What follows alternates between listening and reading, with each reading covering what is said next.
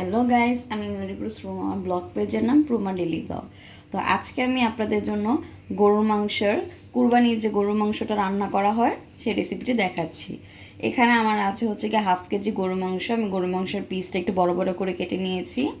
তারপরে এখানে আছে হচ্ছে 3টা তেজপাতা, তারপরে একটা আস্ত দারচিনি, তারপরে আছে হচ্ছে 5টা লবঙ্গ, 3টা এলাচ আর 4টা আস্ত গোলমরিচ।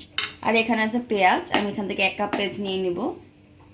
আর এখানে আছে তেল, এখানে আছে লবণ, এখানে আছে আদা রসুনের পেস্ট, এখানে আছে মাংসের মিক্স মশলা, আর এখানে আছে হলুদ, মরিচ, ধনে, জিরা। তো প্রথমে হচ্ছে গিয়ে আমি এখানে তেজপাতাগুলো দিয়ে দিচ্ছি।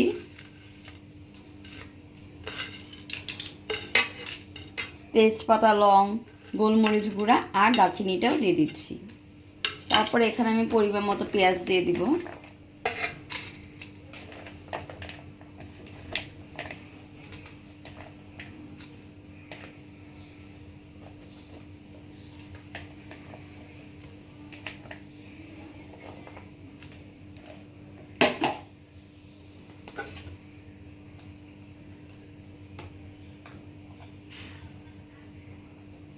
তারপরে এখানে আমি 1 টেবিল চামচ মরিচ গুঁড়া দিয়ে দিচ্ছি, 1 টেবিল চামচ হলুদ গুঁড়া, ধনে গুঁড়া দিয়ে দিচ্ছি 1 টেবিল চামচ, জিরা গুঁড়া দিয়ে দিচ্ছি 1 টেবিল চামচ। আর সাথে এখানে যে আমি মিক্স মশলাটা রেখেছিলাম মাংসের, সেই মিক্স মশলাটা আমি দিয়ে দিচ্ছি, প্রায় 2 টেবিল চামচের মতোই দিয়েছি। আর এখানে আদা রসুনের পেস্ট দিয়ে দিচ্ছি,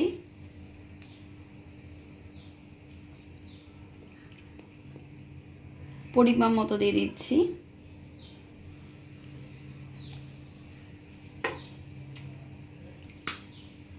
আর লবণ দিয়ে দিচ্ছি 2 টেবিল চামচ। আর এখানে তেল দিয়ে দিচ্ছি, সেটা পরিমাপ মতো। এখানে সব কিছুকে খুবই ভালো মতো করে মাখাতে হবে।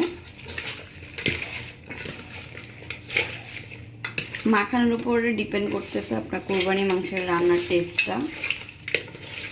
আর কুরবানি মাংস এমনিতে অনেক টেস্টি হয় যেভাবে রান্না করেন না কেন।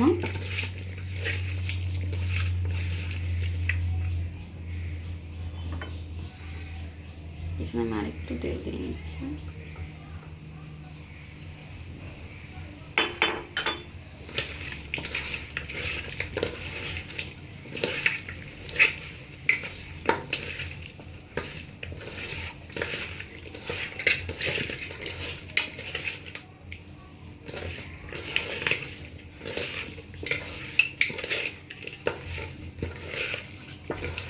হ্যাঁ, আপনাদের মাংসের পরিমাণটা যদি বেশি হয় সেক্ষেত্রে লবণ, তেল, পেঁয়াজ, মশলা সব কিছু একটু বাড়িয়ে নেবেন। এখন দেখা হচ্ছে চুলায় দেওয়ার পর। এখন আমি এটা চুলার মধ্যে বসিয়ে দিচ্ছি। এখন আমি এটাকে ঢাকনা দিয়ে ঢেকে দিব।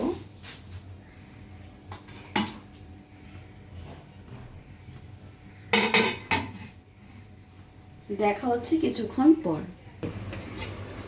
আমি 10 মিনিট পরে এসে চলে আসলাম, একটু নেড়ে দিচ্ছি।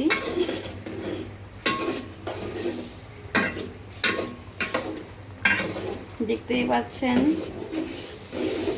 অলরেডি কিন্তু এখানে মাংস থেকে পানি বের হয়ে গিয়েছে। তো এটাকে আমি আবার একটু ভালো করে নেড়ে আবারও ঢাকনা দিয়ে ঢেকে দিচ্ছি।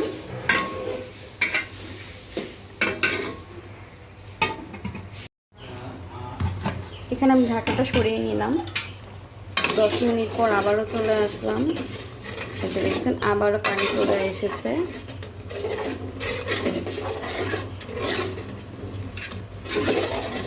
কুরবানি মাংসের মশলার মধ্যে কোনো প্রকারে পানি ইউজ করতে হয় না, পানি এমনিতেই বের হয়।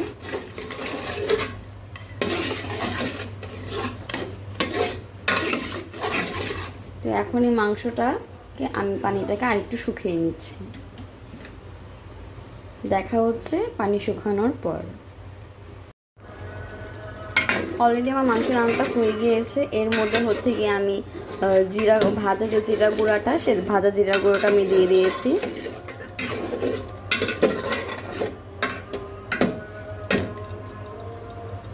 দুই মিনিট পরে এটাকে আমি নামিয়ে নিচ্ছি। 10 মিনিট পরে আমি অলরেডি চলে এসেছি। অলরেডি দেখতেই পাচ্ছেন আমার মাংসটা এখন হয়ে গিয়েছে। অলরেডি আমার মাংসটা হয়ে গিয়েছে।